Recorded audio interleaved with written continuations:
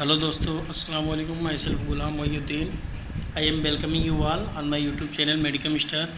Dear students, आज हम लोग वैल्यूमेट्रिक एनालिसिस के सेकंड पार्ट के बारे में डिस्कस करने वाले हैं। डियर स्टूडेंट्स, आप लोग चैनल को सब्सक्राइब कर दीजिए और बेल आइकन को प्रेस कर दीजिए, जिससे क्या हो कि जो वीडियो जब मैं अपलोड करूं तो सबसे पहले नोटिफिकेशन आपको मिल सके। डियर स्टूडेंट्स, कुछ क्वेश्चंस मैंने पार्ट ए में डिस्कस किया था, बाकी बचे हुए सेकंड चैप्टर के कुछ क्वेश्चंस हैं, इनको मैं पार्ट बी में डिस्कस करने जा रहा हूँ। इसका पहला क्वेश्चन ये है, is similar to acid base titration and involves adding the standard chiron solution to the metal ion solution till the end point is attained. इसमें अब ऑप्शन है back titration, replacement titration, indirect titration, direct titration. तो यहाँ पे correct answer आपका हो जाएगा direct titration. Next question है, in a method the metal to be analyzed quantitatively replaces the metal from the complex।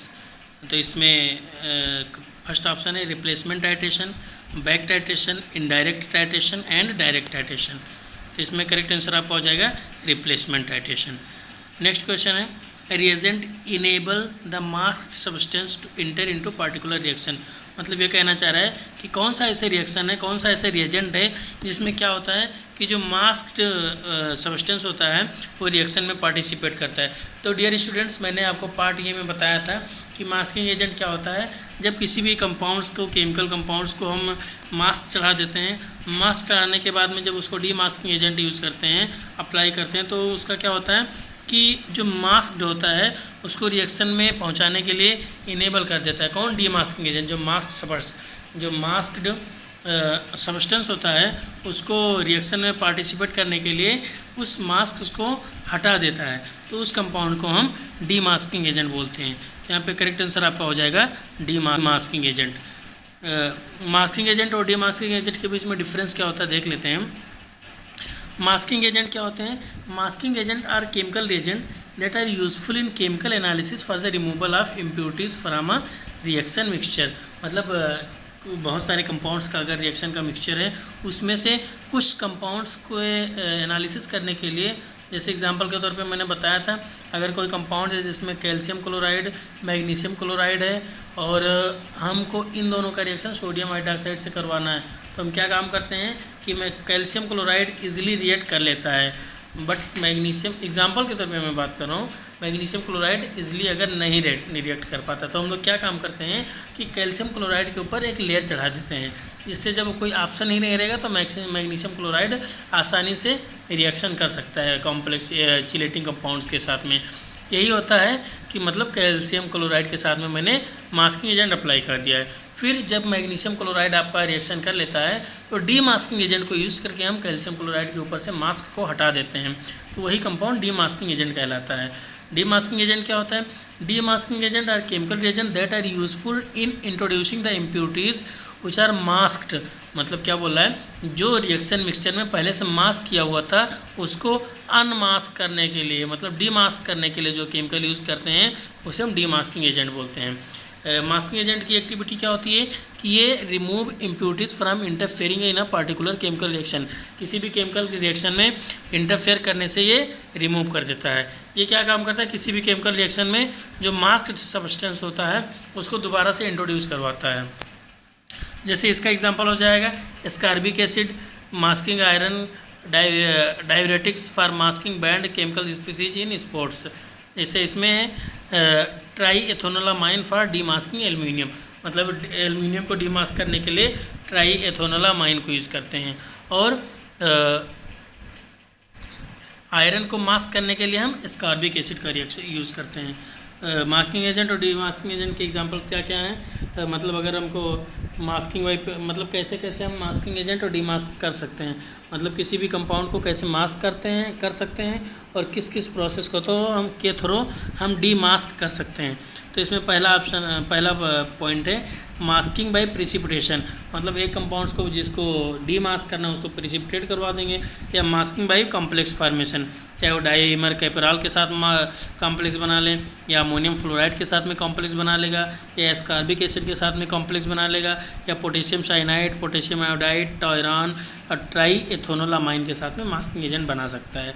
डीमास्किंग agent में हम कैसे प्रोसेस करवाएंगे, उसमें हम पीएच कंट्रोल मेथड यूज़ करेंगे, सॉल्वेंट एक्सट्रैक्शन मेथड यूज़ करेंगे, रिमूवल ऑफ एन आयन और काइनेटिक मास्किंग, इन सारे प्रोसेस के थ्रू हम मास्क और डीमास्क कर सकते हैं जो इंटरफेयरिंग कंपाउंड्स हैं।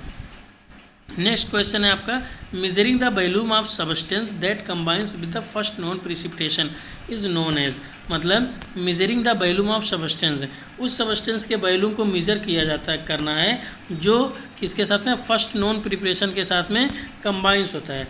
तो वो इसमें पहला ऑप्शन है precipitation titration, complexometric titration, volumetric titration, redox titration. तो यहाँ पे करेक्ट आंसर आपका हो जाएगा वॉल्यूमेट्रिक टाइट्रेशन। नेक्स्ट क्वेश्चन है आपका, the first method of volumetric analysis was derived and found by French chemist, इसमें Volhard's, Mohr's, Fajans and Jean Baptiste Andre. तो आपका करेक्ट आंसर हो जाएगा Jean Baptiste Andre. Next question है, an titration is a method of quantitative analysis for determining the concentration of an acid और base by exactly neutralising it with a standard solution of base और acid, मतलब acid और base का titration कौन सा method है जिसमें हम एसिड और बेस के क्वांटिटी को पता करते हैं न्यूट्रलाइजेशन के थ्रू, तो इसमें एसिड बेस टाइट्रेशन का करेक्ट आंसर हो जाएगा। तो यहाँ पे आपका करेक्ट आंसर क्या हो जाएगा, एसिड बेस टाइट्रेशन।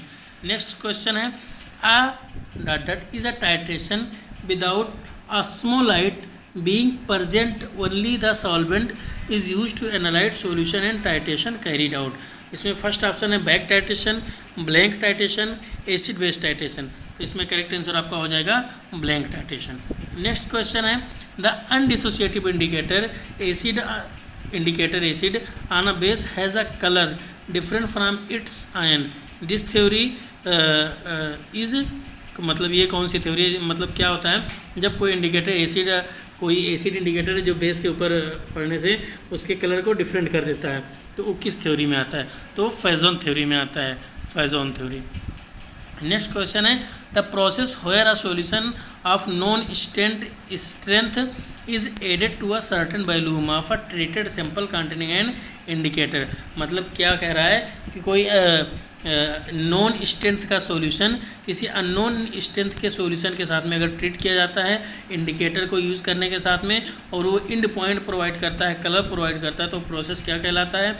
इसमें पहला ऑप्शन है टाइट्रेंट, दूसरा ऑप्शन है टाइट्रेंड, तीसरा ऑप्शन है टाइट्रेशन कर्व, नेक्स्ट ऑप्शन है टाइट्रेशन, तो ये हो जाएगा टाइट्रेशन।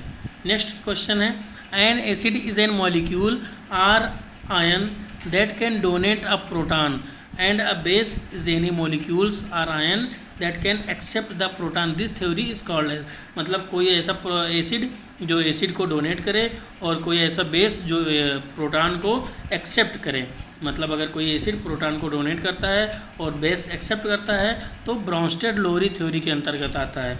यहाँ पे करेक्ट आंसर आपका हो जाएगा ब्रॉन्स्टेड लोरी थ्योरी। नेक्स्ट क्वेश्चन है, sodium hydroxide is a weak acid, weak base, strong acid, strong base, तो यहाँ पे सोडियम हाइड्रोक्साइड आपका स्ट्रॉन्ग बेस कहलाता है। नेक्स्ट क्वेश्चन है, hydrofluoric acid is a weak acid, weak base, strong acid, strong base. तो dear students, ये जो आपका हाइड्रोफ्लोरिक एसिड होता है वो वीक एसिड होता है, क्योंकि अगर आप लोग समझना चाहते हो तो हाइड्रोक्लोरिक एसिड और हाइड्रोफ्लोरिक एसिड में के बीच में डिफरेंस है। जो हाइड्रोक्लोरिक एसिड होता है वो स्ट्रॉन्ग एसिड की तरीके से यूज़ किया जाता है, क्योंकि जब उसको हम वाटर में डिज़ोल्व करते हैं तो इजीली हाइड्रोजन आयन को डिसोशिएट कर सकता है, हाइड्रोजन आयन को डोनेट कर सकता है। लेकिन जब हम हाइड्रोफ्लोरिक एसिड की बात करते हैं तो जब इसको हम वाटर में ऐड करते हैं या वाटर के साथ में रिएक्शन करवाते हैं, वाटर में डिज़ोल्व करते हैं, तो ये इजीली हाइड्रोजन आयन को डोनेट नहीं करता है, इसलिए ये वीक एसिड कहलाएगा। नेक्स्ट क्वेश्चन है, which of the following is a mixed indicator, मतलब कौन सा ऐसा इंडिकेटर है जो मिक्स्ड टाइप का होता है, मतलब सारे एसिड बेस न्यूट्रल सारी प्रॉपर्टीज में पाई जाती है। Acetic acid, hydrochloric acid, perchloric acid, litmus. तो यहाँ पे करेक्ट आंसर आपका हो जाएगा लिटमस पेपर, ये आपका मिक्स्ड इंडिकेटर कहलाता है। नेक्स्ट क्वेश्चन है यहाँ पर आपके, liquid ammonia is an example of protophilic solvent, perchloric acid, amphiprotic solvent and protogenic solvent. तो यहाँ पे करेक्ट आंसर हो जाए प्रोटोफिलिक मतलब क्या होता है, वो वाटर लविंग होता है। परक्लोरिक एसिड आपका एसिड होता है। एम्फीप्रोटिक सॉल्वेंट क्या होता है, जो वाटर मतलब दोनों तरीके से बिहेव कर सकते हैं, जैसे इसका एग्जांपल आपका वाटर हो जाएगा। प्रोटोजेनिक क्या होता है, जो प्रोटॉन को, ठीक है, तो यहाँ पे करेक्ट ऑप्शन हो जाएगा प्रोटोफिलिक सॉल्वेंट, मतलब जो लिक्विड अमोनिया होता है वो आपका प्रोटोफिलिक सॉल्वेंट होता है। नेक्स्ट क्वेश्चन है, solvent are considered chemically neutral or inert under specific condition, मतलब किस कंडीशन के अंदर सॉल्वेंट को हम न्यूट्रल या इनर्ट बोल सकते हैं। तो पहला ऑप्शन है फोटोफिलिक, सेकंड ऑप्शन है प्रोटोजेनिक, थर्ड है एम्फीप्रोटिक, फोर्थ है एप्रोटिक। तो यहाँ पे करेक्ट आंसर आपका हो जाएगा एप्रोटिक कंडीशन में हम किसी भी केमिकल को न्यूट्रल या इनर्ट मान सकते हैं। नेक्स्ट क्वेश्चन है यहाँ पे, an agent is a chemical species that causes the other reactant in a redox reaction. यहाँ पे आपका ऑप्शन मतलब कोई ऐसा केमिकल एजेंट जो रिडॉक्स रिएक्शन में पार्टिसिपेट करता है। An agent is a chemical species that causes the other reactant in redox reaction, मतलब कौन ऐसा कंपाउंड जो रिडॉक्स रिएक्शन में किसी कंपाउंड का रिएक्शन करवा देता है। तो यहाँ पे ऑप्शन का primary, oxidizing number, oxidation number, oxidizing agent और एंड पॉइंट। तो यहाँ पे आपका करेक्ट आंसर क्या हो जाएगा, ऑक्सीडाइजिंग एजेंट। नेक्स्ट क्वेश्चन है, iodine, potassium iodate, potassium bromate ETC are used as.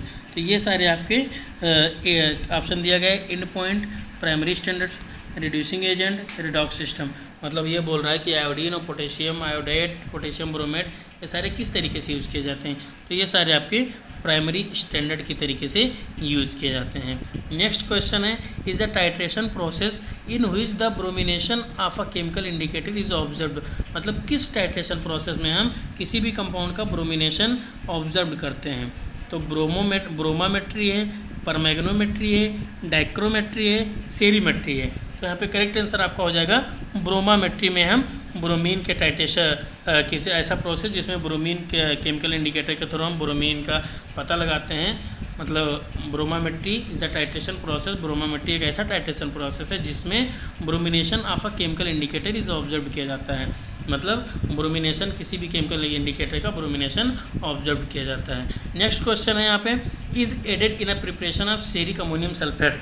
तो आपसे मतलब कौन सा ऐसा केमिकल है जो सेरिक अमोनियम सल्फेट के प्रिपरेशन में यूज़ किया जाता है। तो यहाँ पे पहला ऑप्शन है आपका oxalate acid, nitric acid, sulphuric acid, iodine. तो यहाँ पे करेक्ट आंसर आपका हो जाएगा सल्फ्यूरिक एसिड को हम सेरिक अमोनियम सल्फेट के प्रिपरेशन में यूज़ किया जाता है।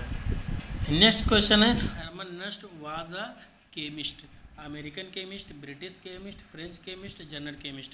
तो नेक्स्ट क्वेश्चन आपको पता ही है, तो ये जर्मन के केमिस्ट थे, मतलब जो आपके वादर हरमन नस्ट थे वो जर्मन के केमिस्ट थे।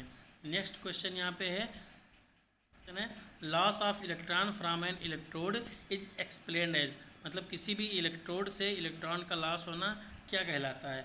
ऑक्सीडेशन पोटेंशियल, रिडक्शन पोटेंशियल, सेरीमेट्री या none of them.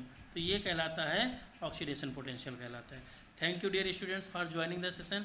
Dear students, kindly like, subscribe, comment, share to my channel which give me motivation. Thank you for joining the session. Thank you.